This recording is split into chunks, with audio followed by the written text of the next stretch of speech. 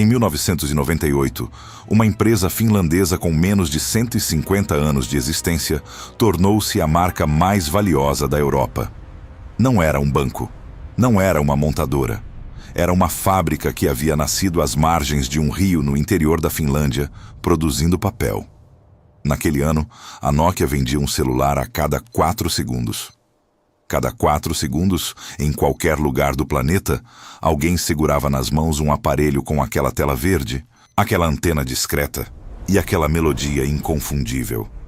Em seu auge, a empresa chegou a representar sozinha 4% de todo o produto interno bruto da Finlândia. Não era apenas uma empresa, era uma nação dentro de uma nação. Mas em setembro de 2013, o CEO da Nokia subiu a um palco em Helsinki e anunciou que a divisão de celulares da empresa seria vendida à Microsoft por 4 bilhões de euros. Era o preço de uma derrota que levou menos de uma década para se consumar. Um homem que havia presidido o declínio encerrou seu discurso com palavras que ninguém esperava ouvir de um executivo diante de câmeras do mundo inteiro. Ele disse em voz baixa: "Não fizemos nada de errado e ainda assim perdemos." O silêncio que se seguiu durou apenas 1 segundo, mas ecoou por anos. Esta é a história de como a empresa que ensinou o mundo a se comunicar não soube ouvir o que o mundo estava tentando lhe dizer. Tudo começou longe demais do universo dos celulares para que alguém pudesse imaginar o que estaria por vir. No ano de 1865, um engenheiro chamado Fredrik Idestam instalou às margens do rio Nokianvirta, no sudoeste da Finlândia, uma pequena fábrica de papel. O local era tão inóspito quanto remoto. Mas Idestam enxergava nos recursos naturais da região, abundantes em madeira e água, o potencial para construir algo duradouro. Em poucos anos, a fábrica prosperou. Em 1871, a empresa foi batizada com o nome do rio que a banhava, Nokia. O nome soaria poético décadas mais tarde, quando seria estampado em mais de 1 bilhão de aparelhos ao redor do planeta. A Nokia passou o século seguinte se reinventando de formas que desafiam a lógica industrial. Em diferentes momentos de sua história, fabricou botas de borracha, pneus de automóvel, cabos elétricos e até papel higiênico. Era uma empresa sobrevivente por natureza, acostumada a atravessar crises, trocando de pele sempre que o mercado exigia. Em 1967, ocorreu uma fusão decisiva entre a Nokia original, a Finnish Cable Networks e a Finnish Rubber Works, unindo 3 empresas em um único conglomerado. Essa fusão criou a estrutura que permitiria, anos depois, um mergulho audacioso no setor que mudaria o destino da companhia para sempre. Os primeiros passos em direção às telecomunicações foram tímidos. Em 1979, a Nokia firmou uma parceria com a fabricante de televisores Salora e criou a Mobira Oy, uma empresa dedicada à telefonia móvel. Em 1982, essa divisão lançou o Mobira Senator, o primeiro telefone celular de automóvel, um aparelho enorme, pesado e absurdamente caro, voltado exclusivamente para executivos com condições de carregar uma bateria do tamanho de uma maleta. O mundo ainda não estava pronto para o celular de bolso, mas a Nokia estava começando a entender que esse momento chegaria. Em 1987, a empresa lançou o Mobira Cityman, o primeiro celular genuinamente portátil da Nokia. Pesava 800 gramas, custava o equivalente a mais de 4.000 euros e tinha a aparência de um tijolo sofisticado. Naquele mesmo ano, uma fotografia circulou pelos jornais europeus e causou sensação. O líder soviético Mikhail Gorbachev era visto nas ruas de Helsinki, falando ao Mobira Cityman. O aparelho ganhou o apelido imediato de Gorba e entrou para a história como o símbolo de uma nova era. Era a Nokia dizendo ao mundo, ainda que discretamente, que as fronteiras da comunicação estavam prestes a desaparecer. O verdadeiro ponto de virada chegou em 1992. Naquele ano, a Nokia tomou uma decisão estratégica que definiria as décadas seguintes. Encerrou gradualmente suas operações em setores industriais tradicionais e concentrou todos os seus recursos em telecomunicações. O novo CEO, Jorma Ollila, um ex-banqueiro de apenas 41 anos, apostou tudo em uma tecnologia então emergente chamada GSM, o padrão global para comunicações móveis, que estava sendo adotado em toda a Europa. Naquele mesmo ano, a Nokia lançou o Nokia 1011, o primeiro celular do mundo a funcionar com tecnologia GSM. O aparelho era simples, robusto e acessível para os padrões da época. Era o embrião de uma revolução. Nos anos seguintes, o mundo descobriu que queria falar. E a Nokia descobriu que sabia fabricar aparelhos para isso melhor do que qualquer outra empresa no planeta. Em 1994, o Nokia 2110 tornou-se o primeiro celular com o icônico ringtone Nokia Tune, uma melodia baseada em uma peça de violão de Francisco Tárrega do século XIX, que se tornaria o som mais reconhecido da história da eletrônica de consumo. Em 1998, o Nokia 5110 democratizou o acesso ao celular ao combinar preço competitivo, bateria duradoura e a possibilidade de trocar as capinhas coloridas. Era personalização em uma época que ainda não conhecia esse conceito no bolso de cada pessoa. Mas foi o Nokia 3210, lançado em 1999, que transformou a Nokia em fenômeno cultural global. O aparelho era compacto, sem antena externa, com jogos integrados e mensagens de texto. Vendeu 160 milhões de unidades. 160 milhões. Para se ter dimensão, era como se 1 em cada 40 habitantes do planeta Terra tivesse comprado aquele celular específico. As pessoas não identificavam seus aparelhos pela marca, identificavam pelo número. Você tinha um 3210, ou um 3310, ou um 8210. Os modelos da Nokia eram tão populares que seus números de série viraram linguagem cotidiana em dezenas de países.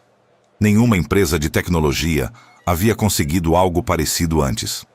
Em 2000, a Nokia ultrapassou a Ericsson e a Motorola e tornou-se oficialmente a maior fabricante de celulares do mundo, uma posição que manteria por 14 anos consecutivos.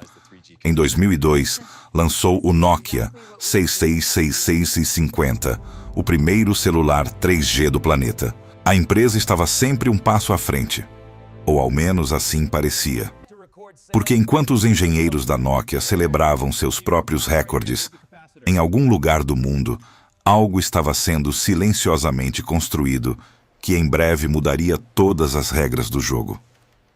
Em 2003, a Nokia lançou o modelo que muitos considerariam o ponto mais alto de sua trajetória nos celulares tradicionais. O Nokia 1100. Simples, barato, praticamente indestrutível. O aparelho foi projetado especificamente para mercados emergentes na África, na Ásia e na América Latina, onde a infraestrutura elétrica era instável e os consumidores precisavam de um telefone que funcionasse em qualquer condição. O Nokia 1100 vendeu 250 milhões de unidades. É, até hoje, o celular mais vendido da história da humanidade. 250 milhões de aparelhos que levaram comunicação a pessoas que nunca haviam imaginado segurar um telefone nas mãos. Era o poder de uma empresa que havia se tornado, em todos os sentidos práticos da palavra, indispensável. Naquele mesmo período, a Nokia dominava 40% do mercado global de celulares. Seus laboratórios de pesquisa empregavam mais de 20 mil engenheiros ao redor do mundo. Seus escritórios estavam instalados em 120 países. A Finlândia, um país nórdico de apenas 5 milhões de habitantes, havia produzido a empresa de tecnologia mais influente do planeta. Era uma história improvável que parecia não ter limite. O valor de mercado da Nokia chegou a ultrapassar 300 bilhões de euros no início dos anos 2000, tornando-a mais valiosa do que empresas como a Ford, a Volkswagen e a Sony juntas. O mundo estava em suas mãos, literalmente. Mas havia algo acontecendo nas entranhas da indústria que os números do presente não conseguiam mostrar. Em 2004, a Nokia começou a apresentar os primeiros sinais de vulnerabilidade. Os lançamentos daquele ano não repercutiram como antes. Modelos exóticos, de formato giratório e design arrojado, geraram curiosidade, mas não vendas. A participação de mercado da empresa caiu pela primeira vez em anos, recuando para 35%. Era uma queda pequena, quase imperceptível diante do tamanho do império. Mas os números nunca mentem quando se sabe como lê-los. O problema estava enraizado mais fundo do que qualquer analista de mercado ousava admitir publicamente. A Nokia havia construído sua dominância em um mundo de hardware, onde a vantagem competitiva estava na qualidade dos materiais, na durabilidade das baterias, na clareza do sinal. Ela era a melhor do mundo nisso, mas o mercado estava, muito lentamente e de forma quase invisível, se tornando um mundo de software. E software não era o que a Nokia fazia melhor. O sistema operacional da empresa, chamado Symbian, havia sido desenvolvido nos anos 1990 para funcionar em aparelhos com memória limitada e processadores lentos. Era eficiente naquilo que se propunha. Mas criar aplicativos para ele era uma tarefa cara, lenta e tecnicamente hostil para desenvolvedores externos. Em um mercado que ainda vivia a era dos celulares como simples ferramentas de comunicação, esse problema parecia irrelevante. Mas o mercado estava prestes a mudar de paradigma de uma forma que a Nokia subestimou, com uma confiança que só o sucesso prolongado é capaz de produzir. Em 9 de janeiro de 2007, em São Francisco, Steve Jobs subiu ao palco do Macworld Expo e colocou as mãos no bolso. Quando as tirou, havia algo pequeno, retangular e inteiramente coberto de vidro entre os dedos. Não havia teclado físico, não havia antena visível.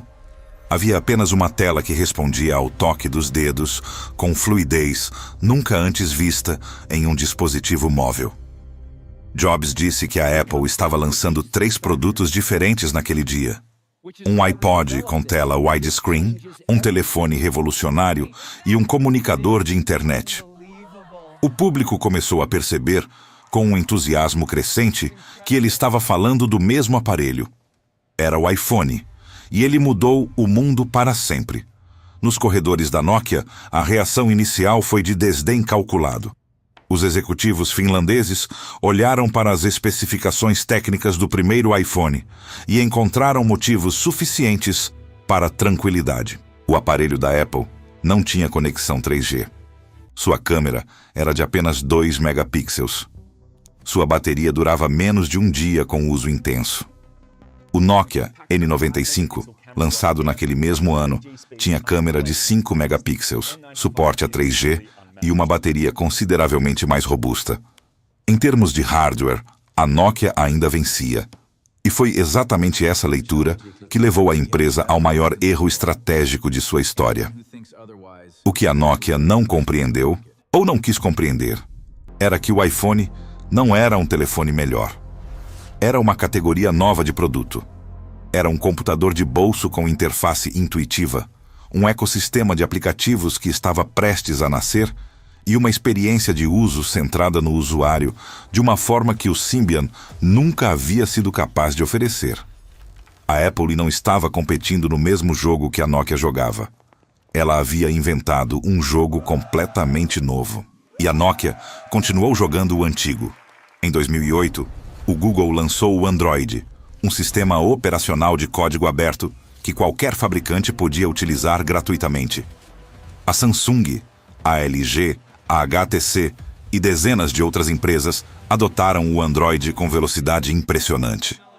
Em abril de 2009, a Samsung lançou seu primeiro smartphone com Android, o i7500, menos de 2 anos após o surgimento do iPhone. No ano seguinte, A Samsung abandonou definitivamente o Symbian. A corrida havia começado e a Nokia estava parada no ponto de largada, olhando para o horizonte com uma expressão que misturava incredulidade e orgulho ferido. Internamente, a empresa vivia uma crise silenciosa que raramente chegava às manchetes. A estrutura organizacional da Nokia havia crescido tanto quanto sua participação de mercado. Era uma burocracia pesada, dividida em feudos internos que competiam entre si tanto quanto competiam com rivais externos. Decisões que precisavam de semanas levavam meses. Projetos promissores morriam em comitês antes de chegar ao mercado.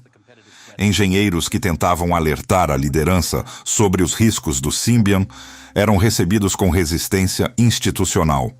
A empresa havia desenvolvido, ao longo de anos de sucesso ininterrupto, aquilo que os estudiosos de gestão chamam de armadilha do vencedor. A incapacidade de enxergar ameaças reais, porque o passado glorioso parece garantia suficiente para o futuro.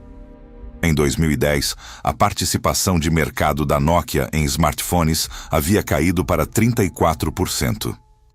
O número ainda parecia alto em termos absolutos, mas a velocidade da queda era alarmante para quem entendia o ritmo em que a indústria se movia. A App Store da Apple já acumulava 250 mil aplicativos disponíveis. O ecossistema Android crescia de forma exponencial. E a Nokia ainda tentava fazer o Symbian funcionar em uma era que já havia deixado o Symbian para trás. Foi nesse cenário de urgência crescente que o conselho de administração da Nokia tomou uma decisão que parecia cirúrgica, mas que, com o passar do tempo, revelaria todas as contradições de uma empresa que havia perdido a clareza sobre o que era e o que queria ser. Em setembro de 2010, a Nokia contratou como CEO um executivo canadense que vinha diretamente da Microsoft, Stephen Elop. Era a primeira vez na história da Nokia que um estrangeiro assumia o comando máximo da empresa. Era também, como muitos perceberiam depois, o início do fim. Em fevereiro de 2011, Stephen Elop enviou um memorando interno aos funcionários da Nokia, que vazou para a imprensa e se tornou um dos documentos mais comentados da história corporativa recente. No texto, Elop comparava a Nokia a um homem em pé, sobre uma plataforma de petróleo em chamas no meio do oceano. A estrutura estava pegando fogo. O mar ao redor era gelado e desconhecido. E a única escolha que restava era pular. Era uma metáfora brutal, honesta e, sob muitos aspectos, precisa. O problema era que o homem que a escreveu já sabia qual seria o próximo passo antes mesmo de entregar o diagnóstico. Poucos dias depois do memorando, Elop anunciou uma parceria estratégica com a Microsoft. Os futuros smartphones da Nokia abandonariam o Symbian e passariam a rodar o Windows Phone, o sistema operacional móvel da empresa de Redmond. A decisão sacudiu o mercado, confundiu os consumidores e devastou a moral interna da Nokia. Desenvolvedores que trabalhavam no Symbian e no MeeGo, o sistema operacional alternativo que a Nokia havia desenvolvido em parceria com a Intel e que mostrava resultados promissores, viram anos de trabalho descartados da noite para o dia. O Nokia N9, único aparelho lançado com MeeGo, recebeu críticas entusiasmadas da imprensa especializada em 2011. Era rápido, fluido, intuitivo e elegante. Mas foi lançado e descontinuado quase simultaneamente, como se a própria Nokia tivesse decidido enterrar sua melhor chance antes que ela pudesse florescer. A parceria com a Microsoft produziu a linha Lumia, smartphones com design colorido e câmeras excepcionais, especialmente o Lumia 1020, lançado em 2013, com um sensor fotográfico de 41 megapixels, que era tecnologicamente superior a praticamente tudo que existia no mercado. A tecnologia PureView, desenvolvida pelos engenheiros da Nokia, era genuinamente revolucionária. Mas o Windows Phone não conseguia atrair desenvolvedores. A biblioteca de aplicativos era escassa. Usuários que migravam para um Lumia descobriam que aplicativos essenciais simplesmente não existiam na plataforma. A Nokia havia trocado um sistema operacional moribundo por outro que nunca ganhou vida. Os números contavam uma história cada vez mais sombria. Em 2011, a participação da Nokia no mercado de smartphones havia caído para 15%. Em 2012, caiu para 7%. No primeiro semestre de 2013, chegou a 3%. Da metade do mercado mundial para 3% em menos de 6 anos. Era uma queda sem precedentes na história da indústria de tecnologia. A dissolução de um império construído ao longo de décadas, consumido em um intervalo de tempo que mal caberia em um ciclo eleitoral. As ações da empresa, que haviam chegado a 65 euros por volta do ano 2000, negociavam abaixo de 3 euros em 2012. Os despedimentos vieram em ondas. Em 2011, a Nokia anunciou o corte de 700 postos de trabalho. Em 2012, mais 10,000. Fábricas que haviam funcionado por décadas foram fechadas. Escritórios que representavam a presença global da empresa foram desativados. Nas cidades finlandesas, onde a Nokia havia construído comunidades inteiras, a sensação era de luto coletivo. Salo, uma cidade de 50.000 habitantes no sul da Finlândia, havia se tornado praticamente dependente da fábrica local da Nokia. Quando a fábrica fechou, em 2012, a cidade entrou em crise econômica imediata. A Nokia não era apenas uma empresa para a Finlândia, era parte da identidade nacional. E sua queda foi sentida como uma perda pessoal por milhões de pessoas. Em setembro de 2013, o inevitável foi anunciado. A Microsoft adquiriu a divisão de dispositivos móveis da Nokia por 4 bilhões de euros. Stephen Elop retornou à Microsoft como parte do acordo. Muitos analistas, com o distanciamento que o tempo permite, passaram a questionar se a contratação de Elop havia sido, desde o início, uma manobra estratégica da Microsoft para preparar a Nokia para uma aquisição. A teoria nunca foi comprovada, mas a sequência de decisões, vista em retrospecto, alimentava a suspeita com uma lógica perturbadora. O conselho da Nokia negou qualquer conspiração. A história registrou a dúvida. A Microsoft manteve a marca Nokia por alguns anos em aparelhos da linha Lumia, mas o projeto nunca decolou. Em 2015, a Microsoft anunciou uma baixa contábil de 6 bilhões de dólares referente à aquisição da Nokia, um reconhecimento formal de que o negócio havia sido um fracasso financeiro completo. No ano seguinte, a Microsoft vendeu os ativos remanescentes da divisão de celulares por apenas 350 milhões de dólares. Uma fração ínfima do valor pago 2 anos antes. Era o ponto final de uma saga que havia começado às margens de um rio finlandês 150 anos antes. O nome Nokia sobreviveu. Em 2016, a empresa finlandesa licenciou a marca para a HMD Global, uma startup formada por ex-executivos da própria Nokia, que passou a fabricar smartphones com o nome Nokia, rodando Android. Os aparelhos eram competentes, acessíveis e honestos. Mas ninguém se referia a eles pelo número de série. Ninguém os tratava como objetos de desejo. Eram apenas celulares com um nome nostálgico estampado na parte de trás. A Nokia havia se tornado uma lembrança emocional de algo que um dia foi extraordinário. O que ficou, de verdade, foi a pergunta que Elop tentou responder naquele palco em Helsinki, com a voz embargada diante das câmeras do mundo. Como uma empresa que não fez nada de errado conseguiu perder tudo? A resposta é mais complexa do que qualquer memorando consegue capturar. A Nokia não errou por incompetência técnica. Seus engenheiros eram brilhantes. Ela não errou por falta de recursos. Investiu 40 bilhões de dólares em pesquisa e desenvolvimento na última década de seu domínio. Ela errou porque confundiu excelência com invencibilidade. Errou porque acreditou que o mundo seguiria evoluindo dentro das regras que ela havia ajudado a criar. E errou porque, quando o mundo mudou de regras completamente, ela demorou um tempo precioso tentando entender se deveria mudar junto. A história da Nokia carrega lições que transcendem o universo dos celulares e falam diretamente sobre a natureza do poder, da inovação e da sobrevivência em qualquer campo. A primeira delas é que liderança de mercado é sempre temporária e que o maior risco enfrentado por quem está no topo não é a incompetência, mas a complacência. A Nokia sabia que o mundo estava mudando. Tinha os dados, tinha os engenheiros, tinha os recursos. O que lhe faltou foi a humildade de reconhecer que seu próprio sucesso havia se tornado o maior obstáculo à sua transformação.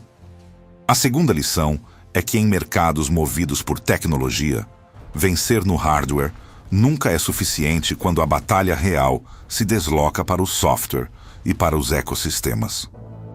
A Nokia fabricava os melhores telefones do mundo no momento em que o mundo deixou de querer apenas telefones. O consumidor não queria um aparelho mais resistente ou com câmera melhor. Queria um universo de possibilidades no bolso. E esse universo era construído por desenvolvedores, não por fábricas. A terceira lição é talvez a mais silenciosa e a mais profunda.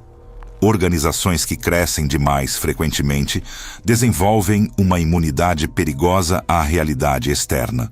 A Nokia não foi destruída por seus inimigos. Foi destruída pela distância que havia crescido. Ao longo de anos de sucesso absoluto, entre o que seus líderes acreditavam que o mundo queria e o que o mundo estava, de fato, pedindo em voz cada vez mais alta. Às margens do rio Nokianvirta, onde tudo começou em 1865, a água continua correndo. Indiferente aos impérios que nascem e morrem em suas margens, sempre em frente, sempre mudando, nunca olhando para trás.